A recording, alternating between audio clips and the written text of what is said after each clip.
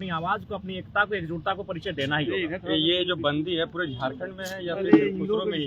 नहीं, पूरे झारखंड में। कल हम लोग कोल्हान में भी भारी संख्या में बंदी का असर देखने को मिला, धनबाद में भी काफी असर देखने को मिला, रामगढ़ और रांची की तो बात ही मत कहिए। कुल मिलाकर बंदी का असर पूरे राज्य में है। आप यहाँ से कुछ दूरी पर मार्च पिछड़ी चले जाइए, जैना मोड़ चले जाइए, बंदी का कोई भी असर देखने को नहीं मिला। सारी दुकानें खुली है, सारी यातायात व्यवस्था पूरी तरह से चालू है। देखिए, एनएच जो है वो सेंट्रल का विषय होता है, एनएच को छोड़कर बाकी जगह बंद है। और उसके बाद हर जगह जो हमारे साथी हैं वो कंटिन्यू लोगों से मैंने सहयोग की अपेक्षा कर रहे हैं, अपील कर रहे हैं। लोग सहयोग कर रहे हैं, वो अपने स्वेच्छा से दुकानें बंद कर रहे हैं, किसी प्रकार का कोई दबाव नहीं, बस उनसे एक नैतिक समर्थन मांगा जा रहा है कि आज जो हम लड़ाई लड़ रहे हैं उसमें कहीं ना कहीं आपका भी भविष्य जुड़ा है।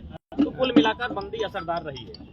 झारखंड में हेमंत सोरेन की सरकार है, लगातार वो चुनाव के पहले भी वो वादा किया था कि 1932 लागू होगा। जो आपकी मांग है वो मांग को उन्होंने कहा था चुनाव के पहले कि पूरा हो, लेकिन अभी तक पूरा नहीं हो रहा। आपका आंदोलन लगातार चलते रहा, क्या उम्मीद लग रहा है कि 1932 लागू हो पाएगा या नहीं लागू हो पाएगा?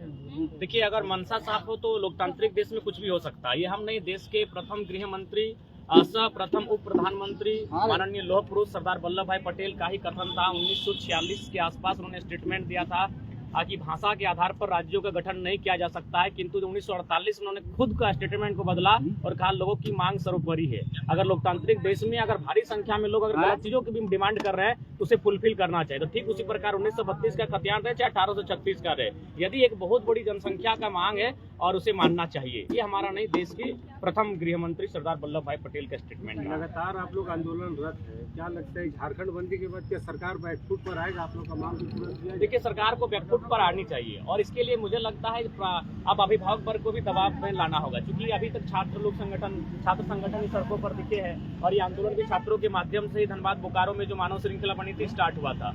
तो अभिभावकों को भी अब समर्थन करना होगा, उन्हें भी नैतिक समर्थन करना होगा, क्योंकि अब ये लड़ाई कुल मिलाकर हर वर्ग को प्रभावित करेगी। आप मजाक के रूप में नहीं ले सकते, इसे आपको इन फ्यूचर के रूप में देखना होगा कि किस पर। अरे भाई, 3600 में अगर 600 लोग बाहर के आते तो सर चलिए भाई उतना परसेंटेज आ सकता है, 10% 15% तक आप ले सकते थे। आप लगभग 50-50 बाहर के लोग आ रहे हैं। 1400 लोग, जैसे कि जानकारी मिल रही है चैनल के माध्यम से, सर्वे के माध्यम से 1400-1500 लोग अगर बाहर के लोग यहाँ 3600 में आके नौकरी करेंगे। अभी सरकारी गवर्नमेंट टीचर का पब्लिक प्रोसिक्यूटर उसे एक सप्ताह पहले आया, उसमें भी लगभग 50% लोग बाहर के हैं। तो फिर ये राज्य क्यों बना था? यही सवाल है, इसमें बाहरी भीतर कोई सवाल ही नहीं है। तेलंगाना अलग राज्य बनता है, आर्टिकल 371D के अनुसार राज्य की नौकरियों को रिजर्व कर लेता है। कर्नाटक में विशेष प्रावधान के तहत राज्य की जो 3rd और 4th ग्रेड की नौकरियां हैं वो 7% रिजर्व कर ली जाती है। तो फिर झारखंड को क्या समस्या हो रही है? अगर समस्या है तो उनका निराकरण करें। जब तक राज्य का मतलब होता है उस युवाओं को मजबूत रखना, राज्य के उस युवाओं के सपनों को साकार करना। आज देखिए हमारे युवा हजारीबाग, रांची, आपका जमशेदपुर, धनबाद, बोकारो के टाउन में जाकर बड़ी मुश्किल से पढ़ाई करते हैं, अपने आप को बंद कमरों में तब्दील कर देते हैं और फाइनली जब उनके पास ऐसा रिजल्ट सामने आएगा कि हमारी नौकरियों को, हमारे सपनों को, हमारे अरमानों को बेचा जा रहा है, तो क्या होगा? वो नक्सली अपराधी नहीं बनेगा तो क्या बनेगा? फिर आप कहते हैं कि झारखंड के लोग नक्सली बनते हैं। अभी हाल फिलहाल एक नक्सली का स्टेटमेंट आया। बिल्कुल, हम लोग साल भर से उसी बात को कह रहे हैं कि जमीन के विवाद को सलटाइए, आधार नियोजन ऑटोमेटिकली सलट जाएगा। अभी आप बेरमो में खड़े हैं, बेरमो में सबसे ज्यादा कोयला का खदान जिनकी जमीनों पर है, आज वे लोग बेघर हो गए हैं, आज वे लोग विस्थापित हो चुके हैं। तो कुल मिलाकर झारखंड की सरकार, अगर इनकी मंशा साफ होगी तो इस राज्य में बहुत सारे विकल्प हैं जिनके माध्यम से इस राज्य को मजबूत किया जा सकता है।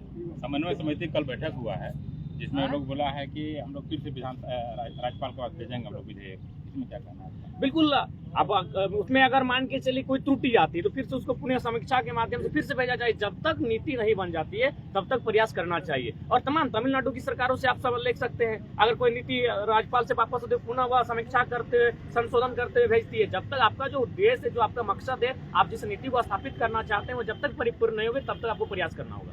बेरमो के जो विधायक हैं उनका लगातार आप कई बार इसी मन से विरोध किए हैं कि स्थानीय नीतियों में उनका समर्थन है, लेकिन जब खतियानी समिति के लोग वहां पे पहुंचे तो सबसे पहले उन्होंने समर्थन दिया है। ठीक है, अच्छी बात है, उनका हम स्वागत करते हैं, लेकिन हम स्पष्ट करना चाहेंगे कि हम अनूप सिंह जो व्यक्ति हैं उनसे हमारा कोई विरोधाभास नहीं है। अनूप सिंह जो विधायक हैं उनसे हमारा विरोधाभास है, इस बात को क्लियर रखिएगा। अनूप सिंह अच्छा व्यक्तित्व हो सकता है, देखने में उनकी पर्सनैलिटी भी अच्छी है, अच्छी बात है, लेकिन जो विधायक के रूप में अनूप सिंह जाने जानते हैं उनसे हमारी शिकायत है, क्योंकि जैसा कि सुन पा रहे हैं या कोयला के खदानों में उनका कब्जा है, RTI निकाल के हम लोग रखे हैं, कहाँ कहाँ उनका अकाउंट है, ये सारी चीजें हम लोग पब्लिकली कर देंगे, 2024 से पहले पब्लिकली करेंगे। और उनकी ही नहीं, झारखंड के तमाम 81 विधायक, 14 सांसद और पूर्व जो रहे हैं, उनकी भी प्रॉपर्टी को हम लोग पब्लिकली करने जा रहे हैं RTI के माध्यम से। तो हमें उस अनूप सिंह से शिकायत है जो यहाँ कभी एक मजदूर के रूप में उनके पूर्वज आए थे, और आज वो करोड़ों की संपत्ति एक दिन में एकत्रित करते हैं, जबकि उसी क्षण हमारे लोग भूख से, प्यास से और प्रदूषण का मार झेलते हैं, विस्थापित का दर्द झेलते हैं, अच्छी शिक्षा, अच्छा स्वास्थ्य नहीं मिल पाता है, और वह व्यक्ति एक दिन में करोड़ों की संपत्ति जमा करता है। तो उस अनूप सिंह से हमें शिकायत है और आजीवन रहेगी। अभी आंदोलन कब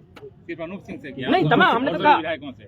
81 के 81 विधायक RTI है। समय का, चूंकि हम अनूप सिंह के क्षेत्र में खड़े हैं, जाहिर सी बात है अनूप सिंह के बारे में लेकर सवाल करेंगे तो पुनः कहेंगे अनूप सिंह एक अच्छे व्यक्तित्व हो सकते हैं, दिखने में सुंदर है, अच्छा शरीर है उनका, उस अनूप सिंह से हमारी कोई शिकायत नहीं है। लेकिन अनूप सिंह जो विधायक बन के गए हैं, उनसे हमारी शिकायत है। आंदोलन कब तक आप लोग का जारी रहेगा? आंदोलन जब तक बदलाव नहीं होगा, और मैं स्पष्ट कहना चाहूंगा, क्योंकि आज यहाँ निर्मल दा की प्रतिमा भी लगी है, उस शौर्यवीर की प्रतिमा के स्थल से हम कहना चाहेंगे, हम लोग 2024 में राजनीतिक विकल्प की ओर बढ़ेंगे, और नहीं 24 में हम लोगों से वोट मांगेंगे, 25 में हर घर से एक बेटा मांगेंगे और झुमरा की पहाड़ में सरकार बनाएंगे। जय झारखंड। जय झारखंड।